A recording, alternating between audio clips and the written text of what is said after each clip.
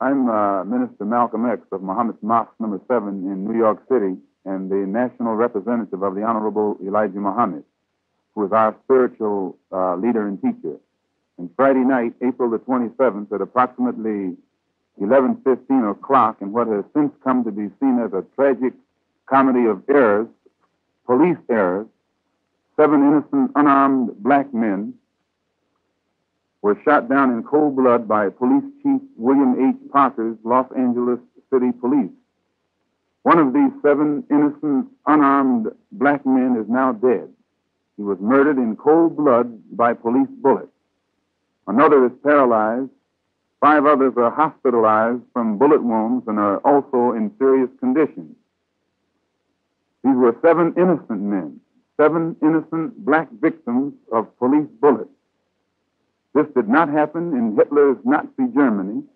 This happened to innocent black men in Los Angeles, California. How could this brutal crime against innocent, unarmed human beings occur in America with no public outcry by the well-thinking Americans? It is because Police Chief William H. Parker has misused the American press, the radio, television, newspapers, and the wire services to spread false propaganda in order to camouflage the true facts in one of the most savage, ferocious, inhuman, and atrocities ever inflicted upon unarmed, innocent human beings in a so-called democratic and civilized society.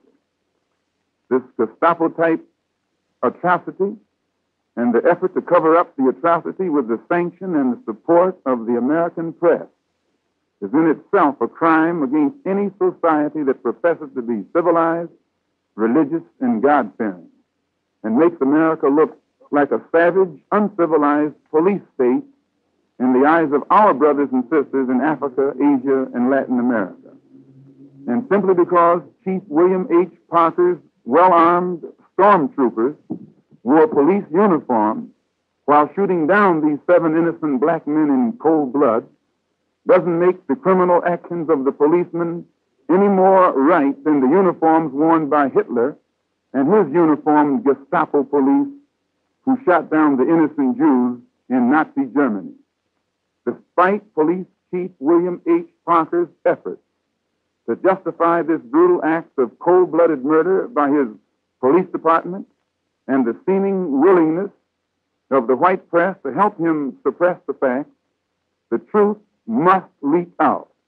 And the good-thinking Americans who learn the truth about this case and fail to protest vigorously this type of police state murder should never again speak out against Hitler, Nazi Germany, and the Gestapo police brutality practiced against the innocent Jews in Nazi Germany. Of the National Association of the Advancement of Colored People, written to Edward Warren, president of the local NAACP, what he says, and I quote, the national office supports fully the protest which the Los Angeles branch has lodged in the brutal police killing of Ronald Stokes. Police brutality against any segment of the population demands vigorous action by all elements in the city. There is an incredible report circulating here that some sections of the Los Angeles Negro community are remaining silent because Stokes was a leader in the Muslim movement. We urge our Los Angeles branch to press in all possible ways to bring the guilty police to account and to rally the other groups to do likewise.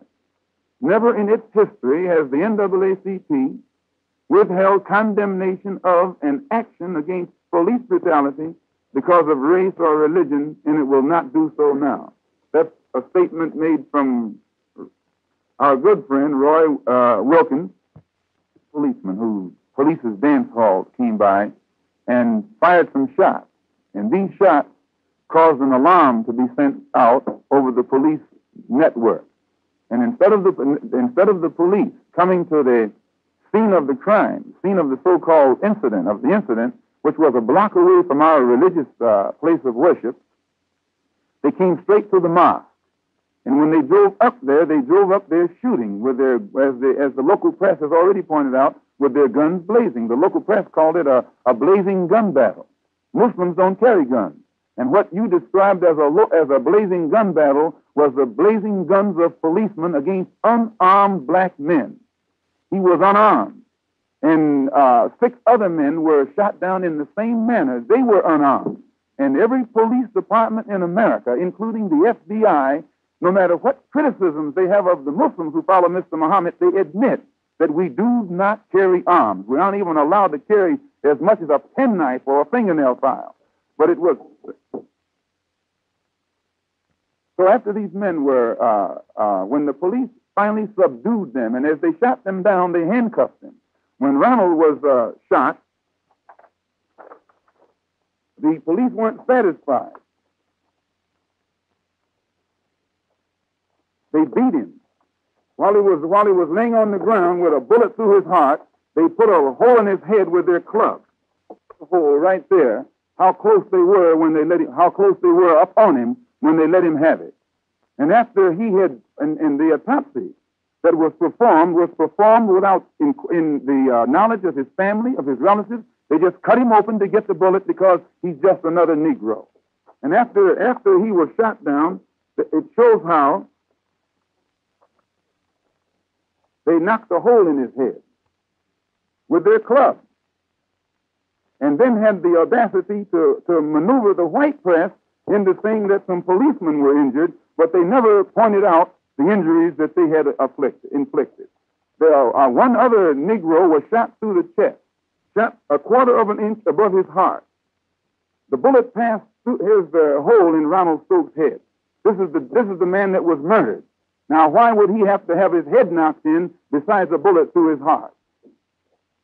These pictures were taken. These weren't taken by me, but they were taken. I'm giving you the result of my investigation. This man here who was shot through the heart, or rather shot a quarter of an inch above the heart, and it came out through his back. He was also shot in the penis. It went through his stomach. He spent 48 hours in police custody without hospitalization. When finally he made bail 48 hours later, along with 2 other brothers who had been shot, we picked them up at police headquarters standing in the corridor where they had not received any medical attention. A criminal who has just robbed the bank and murdered someone isn't treated like that. And this is why it's so hard to tell this story to the Negro public. They have visited our meetings.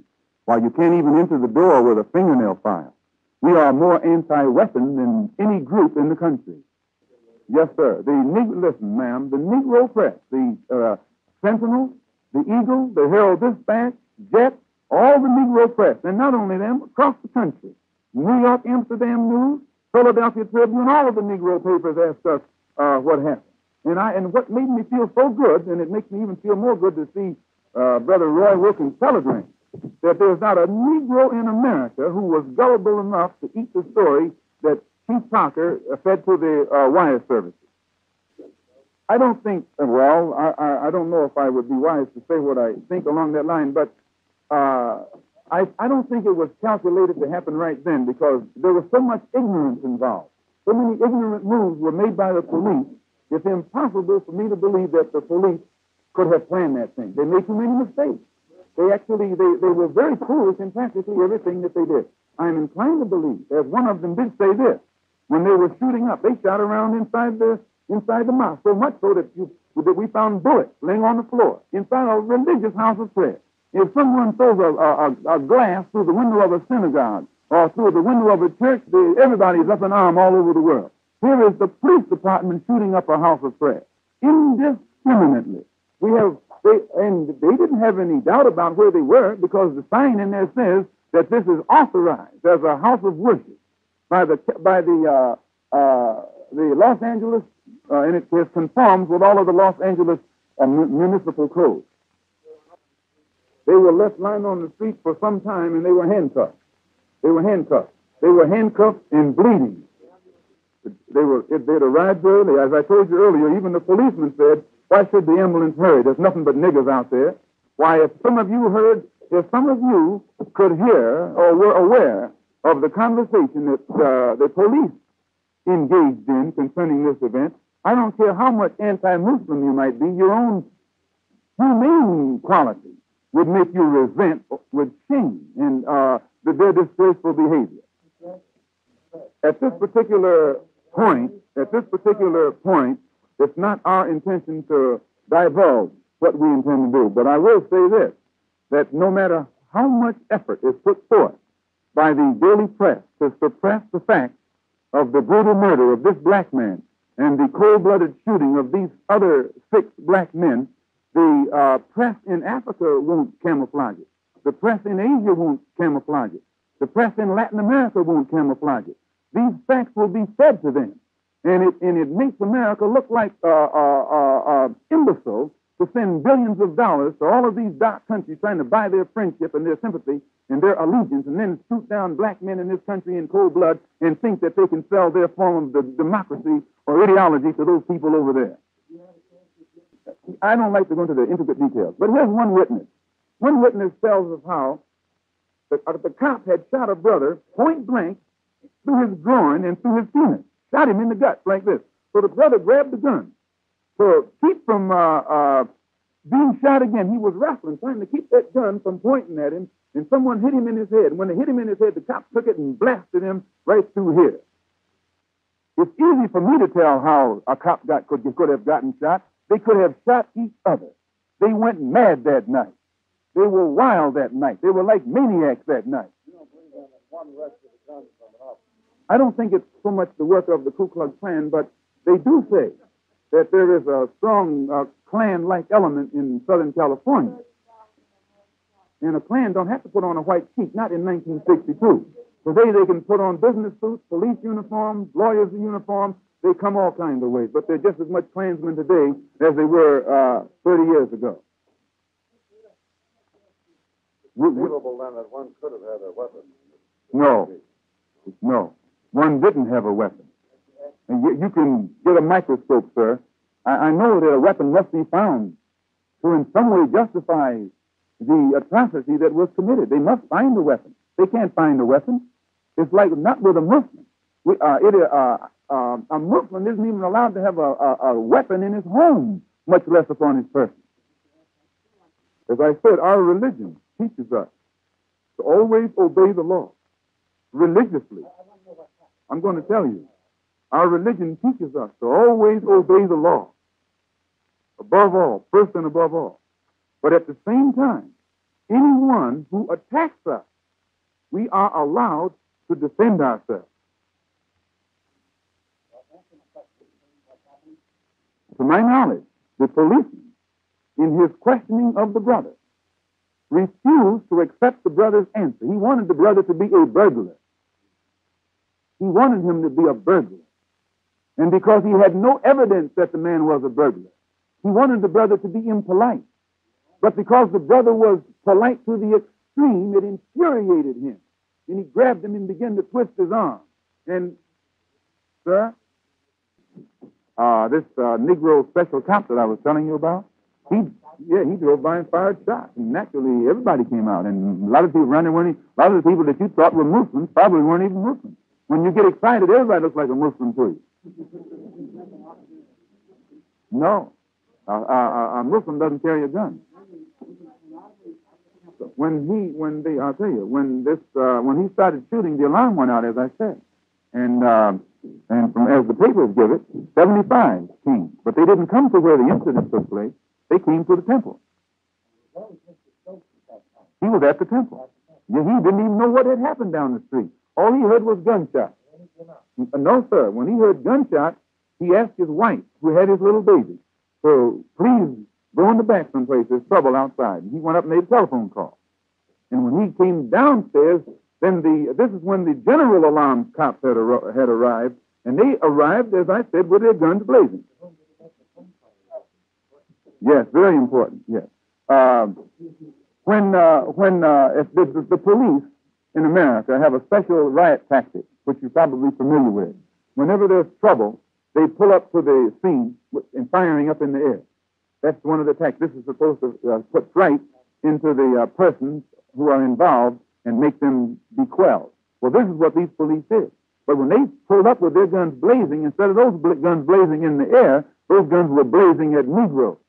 And what Parker is trying to do now is make the Negroes in the community think that we're not Negroes, that we're something different, and that all of them should be against us.